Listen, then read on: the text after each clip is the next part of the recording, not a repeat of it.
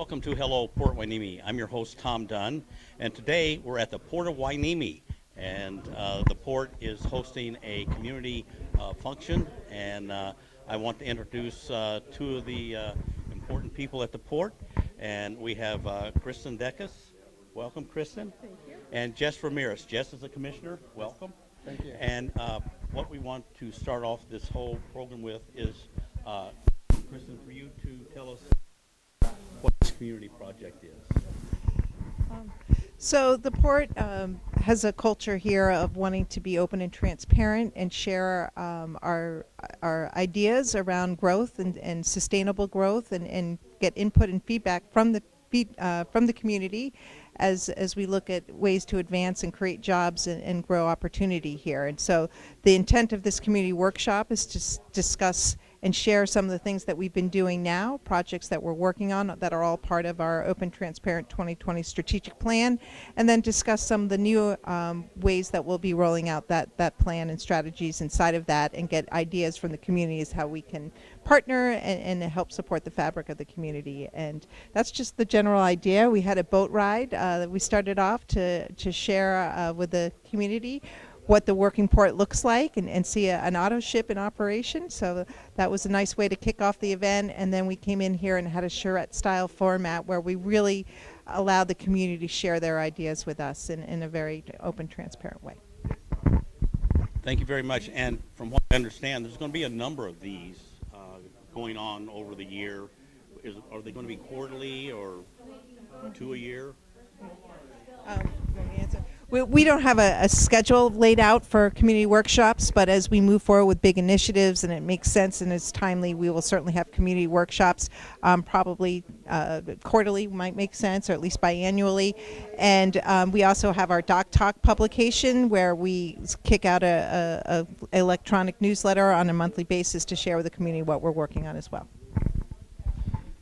Commissioner, could you tell us how the port and your body is involved in this, and what's coming down the road that the people of Ventura, Port Hueneme, and Oxnard should look forward to? More than glad to do that. Oh, first of all, as commissioner, we have to, we work for our folks in our community. So it's very important for our people to tell us what they would like for us to do, because basically I work for the community. So having this event today, like Kristen had mentioned before, is the beginning of how we can empower the community. Historically, we as commissioners sort of kind of neglected our community, and since Kristen was hired 5 years ago, that has tremendously changed, because now we are more transparent, and we will not move forward without getting input from our members of the community. So what happened today was very dynamic, and it was very informative, because that has given us a lot of direction as to what they would like to see and what they don't want to see. And so we work, again, as a commissioner, they put me in this position, so I work for them. Okay, so I work for all you folks who are watching this video. I'm working for you. So if you have any concerns regarding the port or how we can improve, please let us know. Our door is always open. Thank you. Thank you, Commissioner. Thank you, Kristen. And I know when I first got involved with the city, the first thing I heard was, we need more communication. That's what the residents want, and I know you guys are really working hard to establish that. And Port Hueneme News and Hello Port Hueneme will be here to help you do that. And let us know anything that you have questions about, and we hope you enjoy the video. Thank you very much. Thank you. Thank you for having us.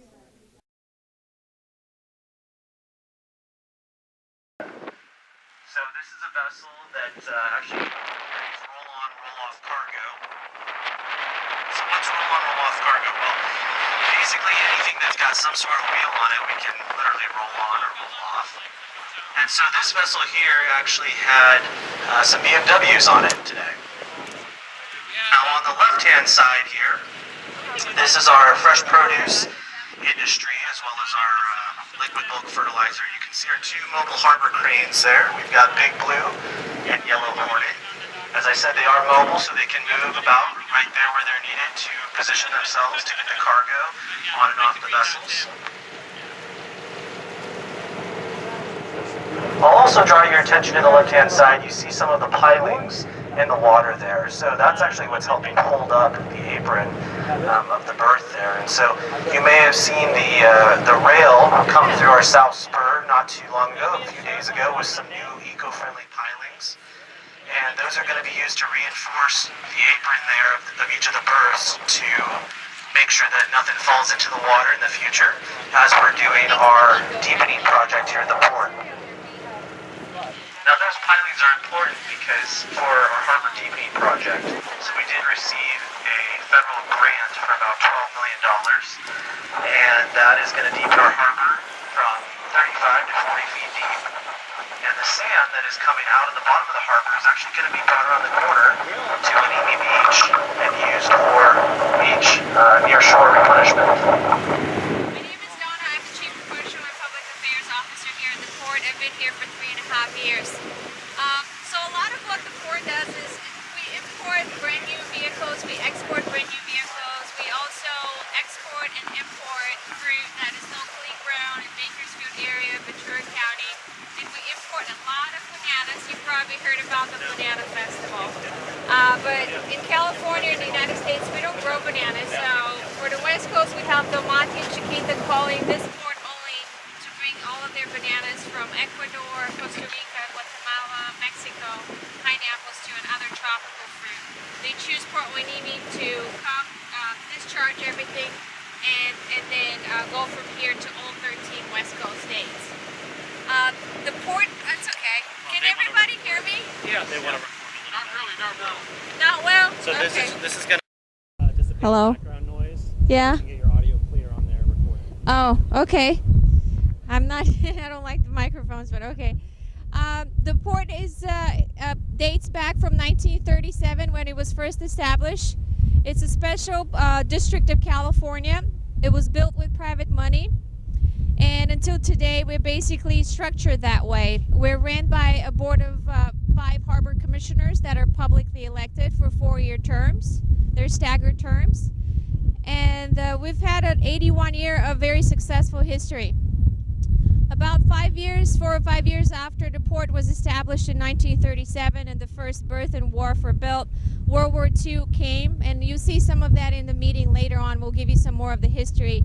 But that's when the Naval Base Ventura County also came, and they took over the port by eminent domain, and they set up a lot more of what you see now as far as infrastructure. The port grew very quickly so they could support the war efforts in the Pacific that way. Over time, the Oxnard Harbor District, which is our political name, stayed and kept an office here, and we actually regained some of the infrastructure that we're operating out of from the Navy, back from the Navy, as well as we worked with the city of Port Hueneme to get some more properties to have the 120 acres that we operate out of today. So a lot of the berths on this side that we saw that we came out of, we have total of 5 berths on the north and south terminal, are the commercial side of the port. The rest is the Naval Base Ventura County. So everything in the back here that you see and on this side actually is not the commercial Port of Hueneme, it's Naval Base Ventura County, their own wharfs and their own berths. We work very well with the Navy. We share property, we share berths, we have agreements, licensing agreements to share some of the berthing that they have upon agreement, and we also share some of the revenue based on those agreements, if we do so. On average, we have about 400 plus ships come here. 400 meaning those are international cargo ships. So very likely on any day of the week, you'll see at least a ship here, just by the nature of it. Our busiest days usually are the beginning of the week because a lot of the fruit wants to get in early so they can get out early and be in the grocery store for us to buy early in the week and it's fresh. Are there any questions so far? You've seen something and you're like, well, I really have a burning question. I want to know about this. She hasn't.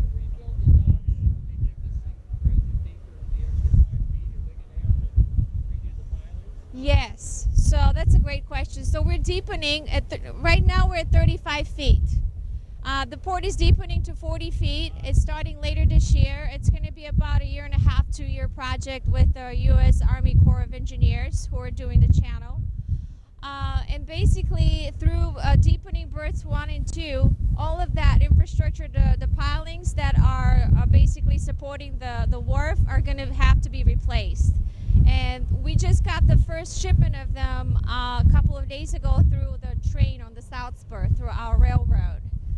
And they're placed on the south terminal, the sheet pilings. 1 and 2 is the side where you got all the vegetables coming in. Yes, 1 and 2 are the berths that we use for a lot of the fruit and perishables. Will they extend any of that out?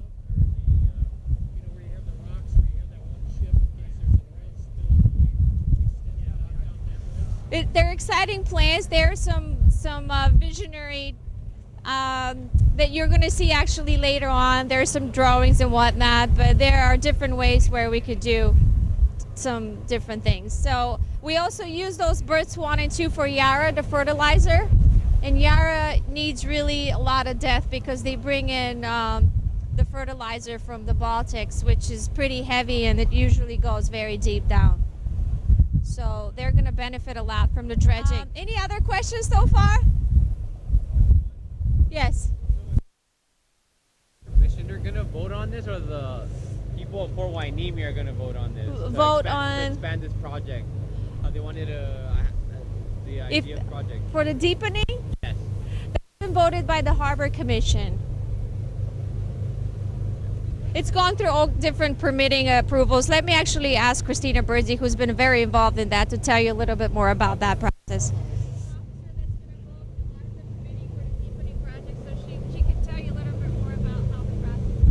Yeah, I'd like to know everything about that. Like, how did it come to the board? Sure. All that stuff. Like, why, and then specifically why do we need to deepen? Why the harbor? deepening? Sure. So the deepening of the port has been on the books since about 1998 as the feasibility of bringing in ships.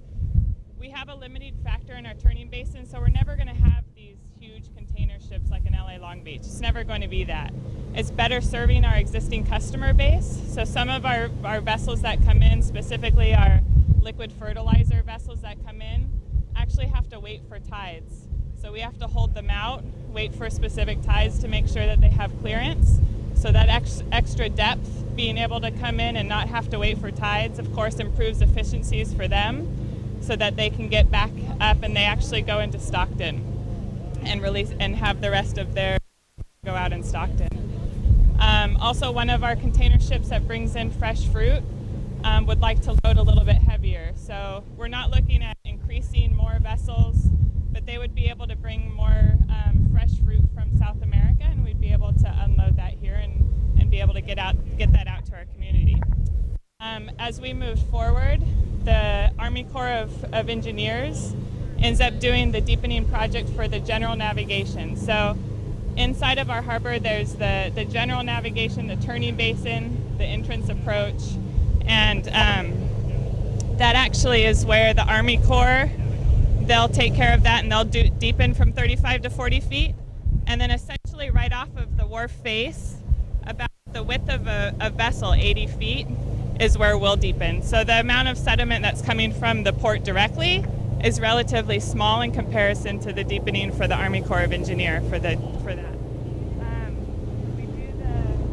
We go through the CEQA process. Gone through what they call DMMT. So we take all of our science and it gets presented to DMMT that has the EPA, California Coastal Commission.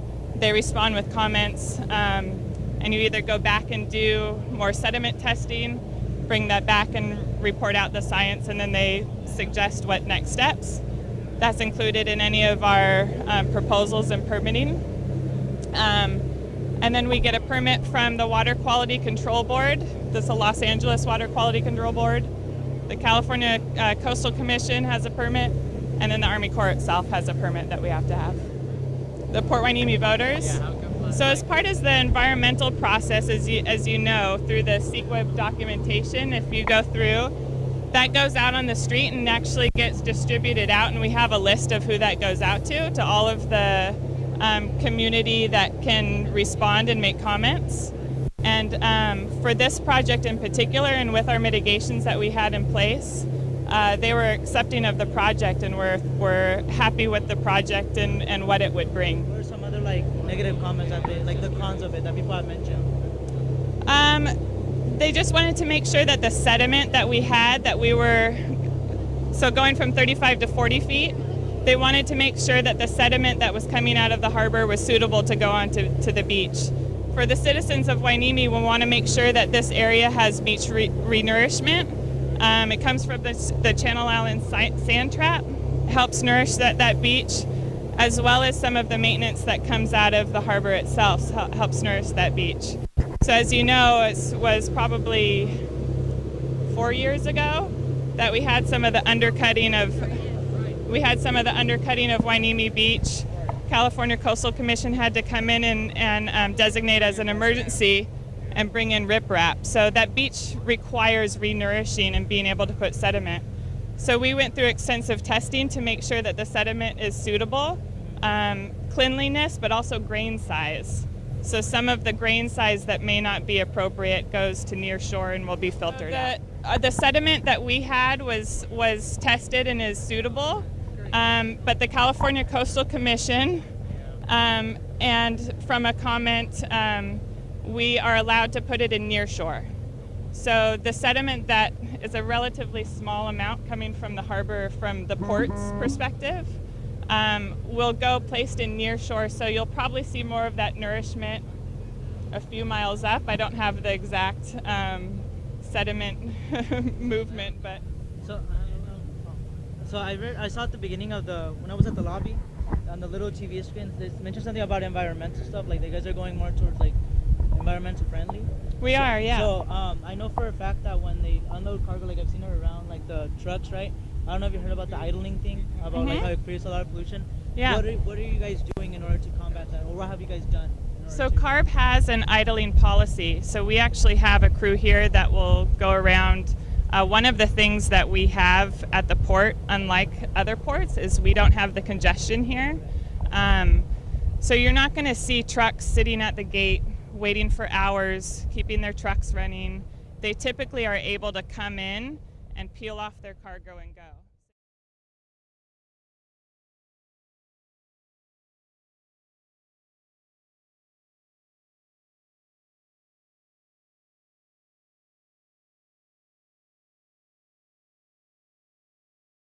I'd like to kick the meeting off by introducing our harbor commissioner here. He's the longest standing harbor commissioner in the port that has some opening remarks. Commissioner Jess Herrera, you on your 7th term? 6th term. 6th term, going to 7. God willing. So you know what he's talking about. We also have our other harbor commissioner here. I'd like to acknowledge Jess Ramirez, the 2nd longest standing commissioner with us. Both longshoremen, work on the docks, and just really great leaders for the port. So with that, I'm going to turn it over to our Commissioner Jess Herrera.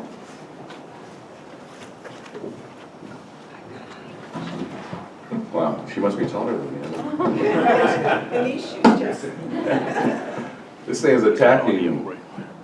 Well, I want to thank all of you for being here, and I want to also recognize Jim Hensley. I don't know if we mentioned Jim is the City of Port Hueneme council member, and Rod Butler, the manager.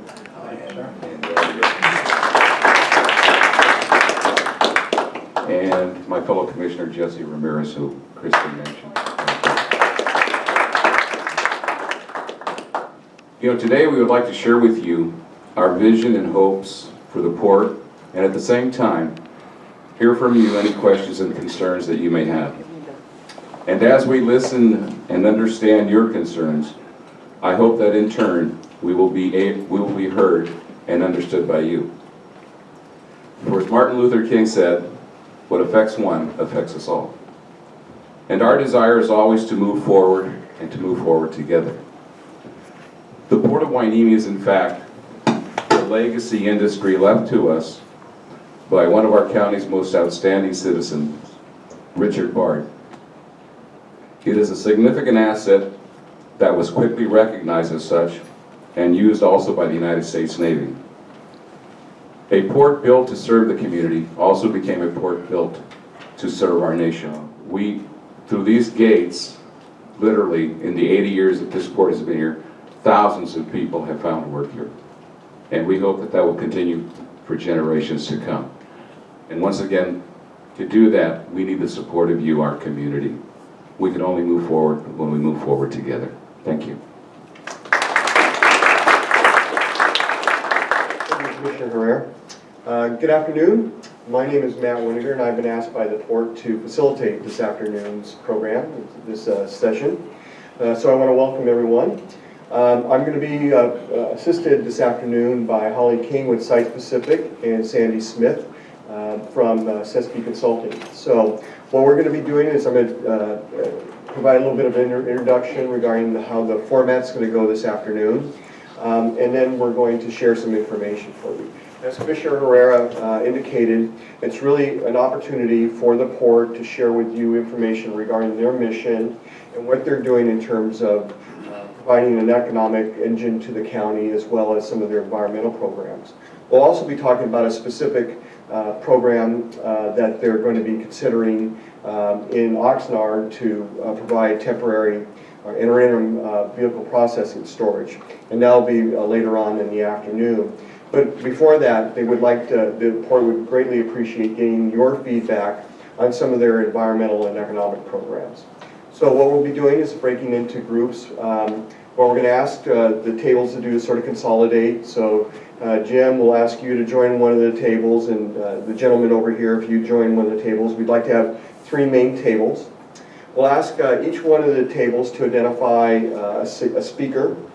We're going to have 3 different segments, and after each segment we'll provide some information. First of all, the port staff will provide some information, and then following that we'll ask you to spend about 20 minutes responding to that information, identifying any concerns or ideas that you would have that would foster more communication and productive relationships with the port and the community. And then at the end of all 3 sessions, we'll ask each table to report back to the general group about what concerns and issues you've identified. Okay? So with that, if there are any questions first of all? All right. So with that, we'll start the first segment, and if everyone would sort of consolidate in these 3 tables here in the middle of the room, we'd appreciate that. Kristen? So hello everyone, my name is Fernando. Some of the environmental issues that were brought up was that some of the concerns were the monorail, meaning to say that some people consider using the monorail, which means fewer trucks, which would lessen the traffic issue. Also, another issue brought up was the water quality in the ports, also the air quality from the ships, as the trucks mentioned above with the idling, which goes in with the air quality. We also, I feel this one goes back with the diesel trucks, and then we also want more electric cars because as we all know, the diesel trucks emit a lot of pollution, which is really bad for our well-being. And also another big concern was the residents. The residents are around the Port Hueneme area are concerned of this because this will bring more noise, scheduled trains, which really conflicts with their schedules. Also the residue from shipping into the channel. The Miranda Park issue is if the rail is boring the park. Also, we need the barriers for safety between the uses. Also with the banana issue. We're also worried about the overconsumption. Yes, that's a lot.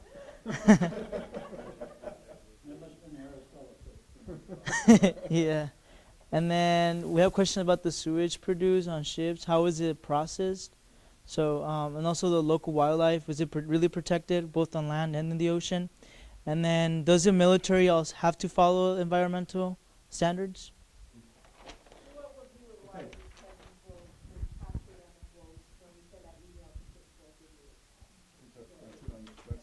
Right, so we'll be recording all these notes for everybody. Thank you, Fernando. Thank you very much. Jim, you want to speak for the group over here?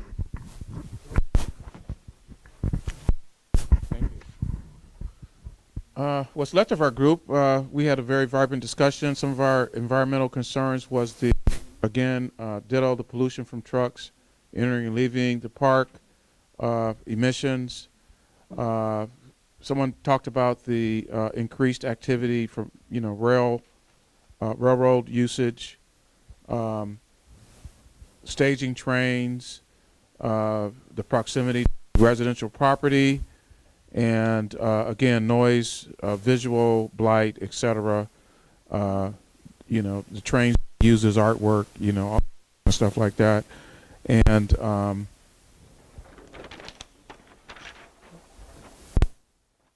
noise reduction.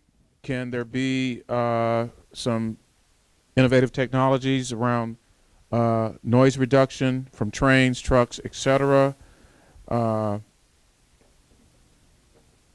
More collaboration between the port, the Navy, and local businesses. Again, Hueneme Road, high usage on Hueneme Road, which from Rice Road on down. Can there be mitigation around the maintenance, or even collaboration and mitigation of maintenance on Hueneme Road, and particularly as you get closer to the port entrance? Being a new business owner on Hueneme Road, but also living in South Oxnard, trucks do not follow the 35-mile-an-hour speed limit very closely. So is there an opportunity from an environmental traffic mitigation standpoint to kind of review that and maybe have a truck lane or some type of traffic mitigation where trucks are queued up and going into the port, slowing down, and kind of easily mixing in with the beach community, which has bike lanes and walk lanes, and there's a lot of activities going on Hueneme Road. So looking at the various usages and dealing with that from an environmental and traffic and pedestrian and just environmental justice issue. And I think that's from an environmental standpoint, pats on the back to the port for being a green port, the best in the U.S. And so I think the community education standpoint, the word needs to get out more. I never knew that you were doing all this green stuff out here, and you'd be commended by that. So we thought partnering up with a community organization like you're doing with CAUSE and other community groups that particularly around your Smithsonian Institute and marine life preservation and impact. I know a group that I'm affiliated with is looking at an aquarium, and we'd like to talk to you about taking your in-house prestige and green sort of pats on the back to an ongoing community education process. So the more people to get educated, the more people can support your expansion. I think that kind of sums up. Anybody in the group, did we have anything else? Did I miss anything? Okay, great. Very good. Thank you, Jim. All right. Giles or Francine, you're going to speak for your group? And why don't you continue with the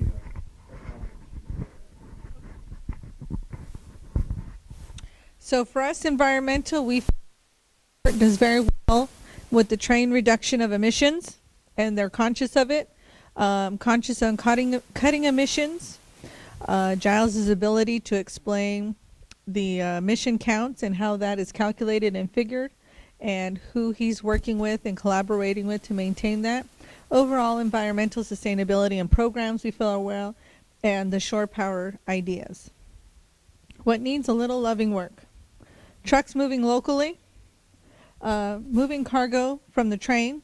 So we felt that is extra steps, and we feel there's some extra pollution in that. The sea level rising, beach in the sand, those kinds of impacts, how they overall, with the deepening of the port, widening of the port, the inability for sand to travel naturally down the shoreline, or will it increase the shoreline travel of sand? Energy on site, we feel maybe solar power or one of windmills that won't kill birds. There's also ones that are underwater turbines that could also energize the port, something of that kind of sustainability. Sharing best practices overall. You are sharing with other ports, but community, maybe a general green plan, as there's master plans, there's development plans, sitting down in countywide or West Countywide, calculating a green plan, master plan.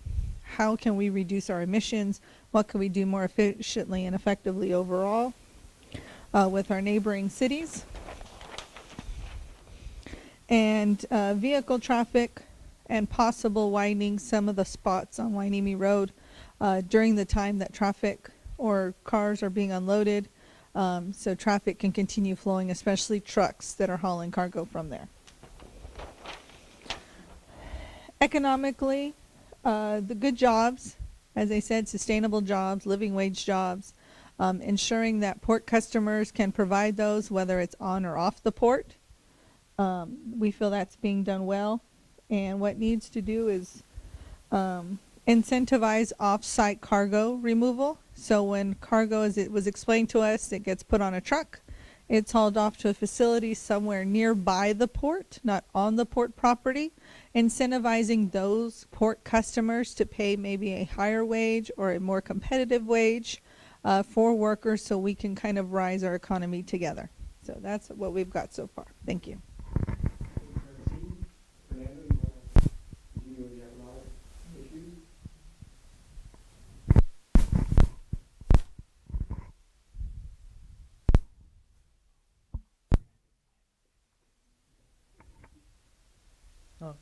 So some of the issues brought up with the economy are the jobs, right? So one of the issues is, are the union jobs with pensions, and what are the benefits from it? Because some clearly have not unions and some do. So what is the issue, or what is the movement that's going to be taken for that? Another factor in a regional quality of life, a lot of high paying jobs, what are the, again mentioned, benefit. Is it fair trade, fair practices for the trading partners? That's a big issue that we're dealing with, because many, yeah, we have many corporations that are working here, but like, are their practices really fair in a way? Also the quality of support in the jobs. Are the jobs outside quality jobs? Are they, what type of quality jobs are they? And then that's it for our economy. James? Sorry, For me. No, you, Jim. Oh, Jim. Okay. Great. Moving along, we're going to leave this one here. Economic impact, we'd like to see more support from the harbor. You do great with Food Share and other groups, but as you expand, particularly for Hueneme beach support, we'd like to see more support and be able to partner with you, you know, in those areas. We already know that workers at the port, I see them at Pizza Man Dan's, you know, and other establishments around the area. And certainly as you expand, that's going to be a great opportunity to help local businesses here in South Oxnard. Let's see. More private sector port partnership, again, with, and I think that's sort of all areas with local businesses. That's why I brought up the chamber, other small businesses in the area.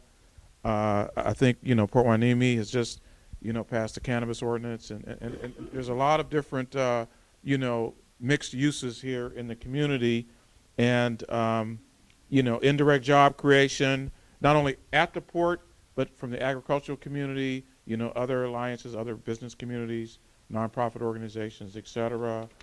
And again, stressing the whole agricultural community. Thank you. Francine, you want to talk about the 34 acres?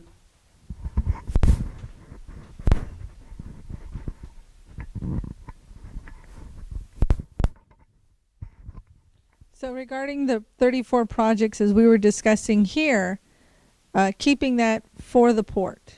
There was some discussion of possible buffers that the city Oxnard may be requiring. Other groups have expressed interest in having other things, but at the end of the day, the port has to think about the port and bringing those jobs. And if we're asking for economic development, if we're asking for more money from the port and port customers to sponsor community events and help people, then we need to make sure that 34 acres goes to port customers that are going to give us 34 acres worth of jobs. What we did felt needs some improvement was regarding some of the buffers regarding Ormond in the sensitive areas, but that's, as Giles said, it's still under development, still researching, and we've given them some places to go and look for. So that's what our thoughts were on that.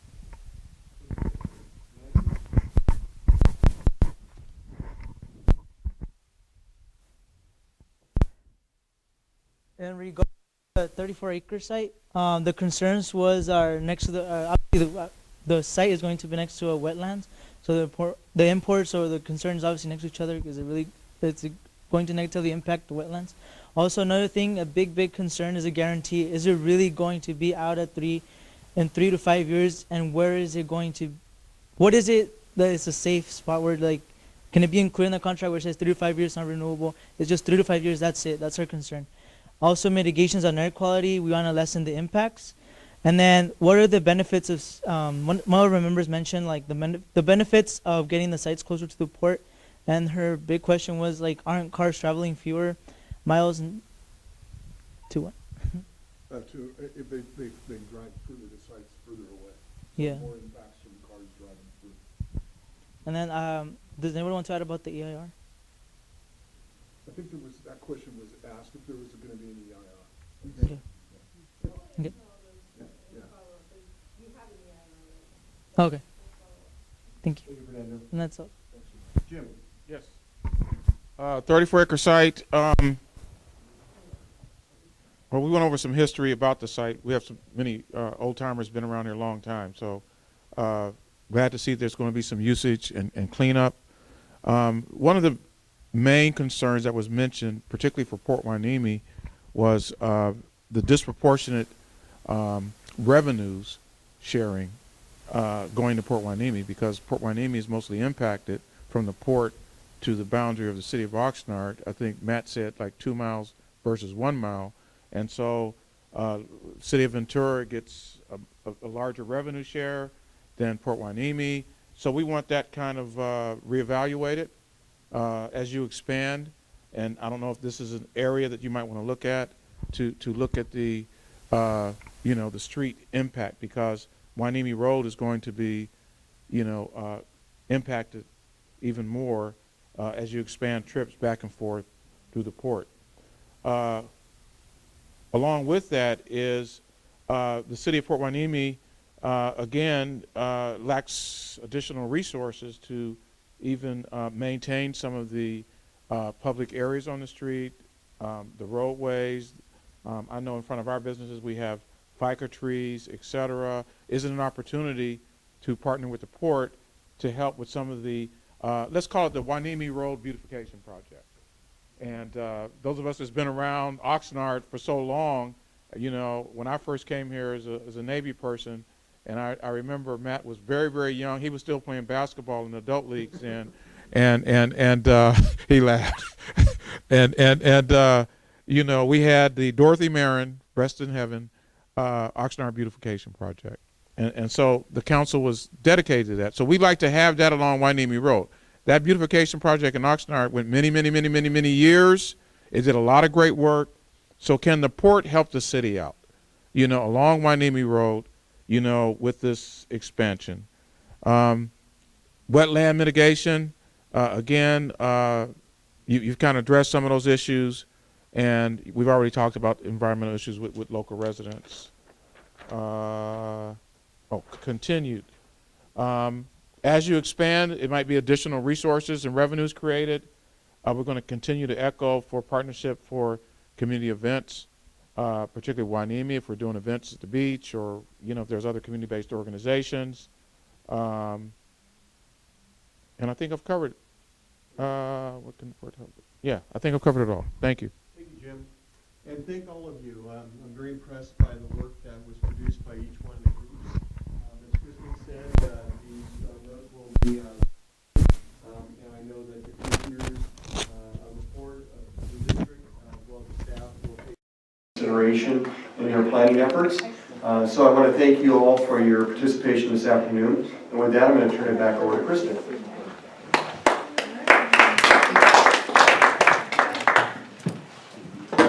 Well, I know it is a Friday night, and we appreciate your sticking out. We did want to get this in, how do I say this? We wanted to have this in July, this meeting, and there were reasons technically we couldn't have it in upcoming meetings because of schedule conflicts and those sorts of things, and we wanted to do it at a time community could participate, so we did a little later. So thank you for sticking it out with us on a Friday night, I guess is what I'm trying to say, and we really, really value your feedback and your input, and we're going to take it very seriously and integrate it into our planning. We will continue to have workshops as we continue to kind of roll out new new projects and things that we're working on and want to continue the partnership. Again, make sure we have your emails so we can get you our outreach. And anytime you have an idea, don't be shy. Give us a call. We're here. We serve you. We are a public agency. And just thank you again for coming out. Yeah, you have a question? Well, you're talking about doing future community meetings. So, as future community meetings, are there going to be any interpretation for Spanish speakers? I mean, there's this whole Southwest area. Yeah. It's mainly Spanish speaker, and pretty much there was someone from the neighborhood council, but I mean, how are you informing those? We all can that definitely community? do that. We can make, we have those resources available to us. Because We right can here, certainly like right do that. now, there's Mhm. different groups, organizations, or people who belong in businesses or whatnot, but where are you talking to the community members? Yeah, no, it's a great idea. And in fact, some folks from CAUSE have brought that up to us in the past, and I think we're going to go into the community with translators and talk to them and get their ideas and feedback. It's very important. Because this would be very important for them to get feedback Yes. from your expansion, from the environment, all the stuff that you're mentioning, to Yeah. get feedback from them. That would be- And that's what's missing in this meeting. Okay, thank you. Okay, any other comments? Okay, with that, Thank we you so will get much. this stuff out, and thank you for joining us today. Appreciate it. Okay. Kristen.